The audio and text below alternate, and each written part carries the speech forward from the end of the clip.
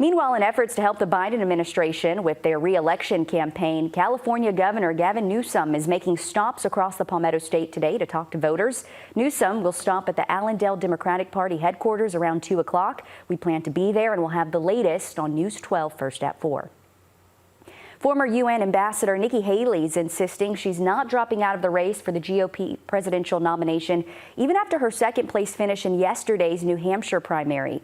CBS News is projecting a win for former President Donald Trump. Natalie Brand reports from Washington. With New Hampshire, former President Trump has sewn up back-to-back victories in the first two contests for the Republican presidential nomination. We have to do what's good for our party. While addressing his supporters, he repeatedly attacked the last remaining GOP challenger, his former ambassador to the UN, Nikki Haley. She had a very bad night. CBS News exit polls showed Trump's success in New Hampshire was fueled by the strength of his base, with 80% of Trump voters describing their support as strong. This is important because it tells you the story that the Republican Party, defined by people who consider themselves as, in an identity way, are still so much behind him. Haley captured the anti-Trump vote in New Hampshire and independents. She's vowing to stay in the race. New Hampshire is first in the nation. It is not the last in the nation. She's planning to rally in her home state of South Carolina ahead of next month's primary there. But even her home state isn't a lock. Republican Senator Tim Scott, whom she appointed, explained on CBS Mornings why he's backing Trump.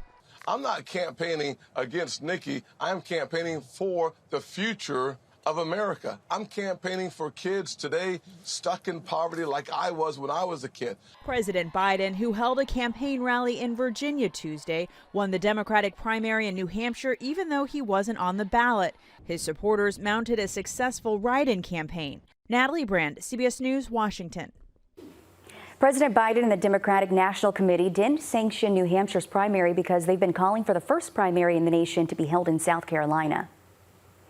A reminder, Thursday's your last chance to register to vote for the Republican presidential primary in South Carolina. Early voting starts February 12th and goes until February 22nd. The Republican primary is February 24th. As for the Democratic primary, early voting continues from 8:30 until 6 until February 2nd.